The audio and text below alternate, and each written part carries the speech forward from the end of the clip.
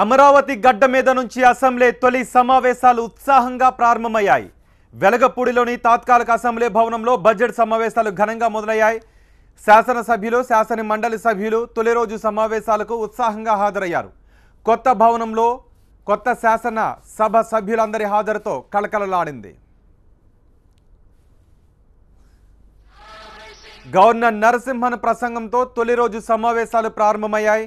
Governor నరసింహన్ను దగ్గరుండి సభలోకి తీసుకొచ్చారు స్పీకర్ కోడెల. మండలి చైర్మన్ చక్రపాణి, సీఎం చంద్రబాబు తెలుగులో ప్రసంగాన్ని మొదలుపెట్టారు. గవర్నర్ రాష్ట్రంలో జరుగుతున్న అభివృద్ధిని, చేయాల్సిన కార్యక్రమాలను వివరించారు. ఆయన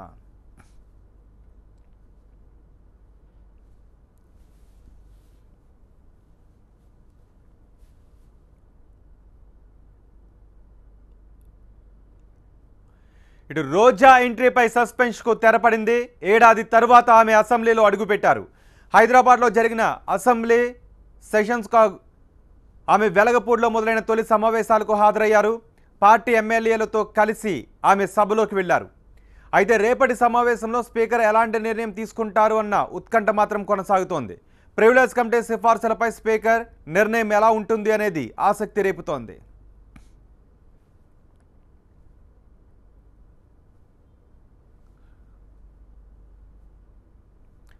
మరోవైపు అసెంబ్లీ సమావేశాలకు అస్త్ర శస్త్రాలను సిద్ధం చేసింది ప్రతిపక్ష వైసీపీ. 38 అంశాలను సభలో చర్చించాలని ప్రభుత్వాన్ని డిమాండ్ చేస్తోంది. ఇక రోజా విషయంలో స్పీకర్ నిర్ణయాన్ని బట్టి ఏం చేయాలి అనేది ఆలోచిద్దామని ప్రతిపక్ష నేత, పార్టీ అధ్యక్షుడు జగన్ తమ ఎమ్మెల్యేలకు స్పష్టం చేశారు. ప్రధానంగా ప్రత్యేక హోదా, రాజధాని రైతులకు ప్లాట్ల కేటాయింపు, నిరుద్యోగ భృతి, పోలవరానికి పెరిగిన ఖర్చులు వంటి అంశాలపై సభలో ప్రభుత్వాన్ని గట్టిగా నిలదీయాలని నిర్ణయించారు. విజయవాడ బందర్ రోడ్లోని R&B గెస్ట్ హౌస్లో ఆ పార్టీ శాసనసభాపక్ష సమావేశం జరిగింది.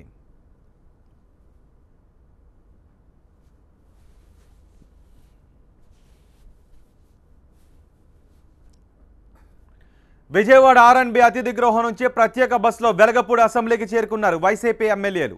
ప్రతిపక్ష నేతలతో పాటు ఎమ్మెల్యేలంతా ఈ బస్సులోనే వచ్చారు.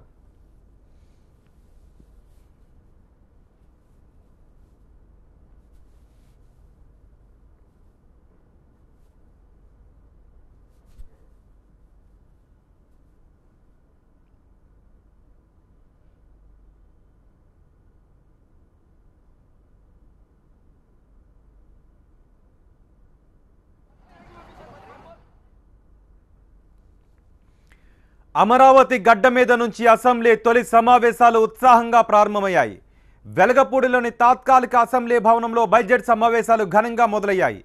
శాసనసభ్యులు, శాసన మండలి సభ్యులు తొలి రోజు సమావేశాలకు ఉత్సాహంగా హాజరయ్యారు. కొత్త భవనంలో కొత్త శాసనసభ సభ్యులందరితోనూ కలకల్లాడింది. గవర్నర్ నరసింహన్ ప్రసంగంతో తొలి రోజు సమావేశాలు ప్రారంభమయ్యాయి. గవర్నర్ నరసింహన్ను దగ్గరుండి సభలోకి తీసుకొచ్చారు స్పీకర్ కోడెల, మండలి చైర్మన్ చక్రపాణి, సీఎం చంద్రబాబు తెలుగులో ప్రసంగాన్ని మొదలుపెట్టారు. గవర్నర్ రాష్ట్రంలో జరుగుతున్న అభివృద్ధిని, చేయాల్సిన కార్యక్రమాలను వివరించారు. ఆయన ఇటు రోజా ఎంట్రీపై సస్పెన్స్కు తెరపడింది. ఏడాది తర్వాత ఆమె అసెంబ్లీలో అడుగుపెట్టారు.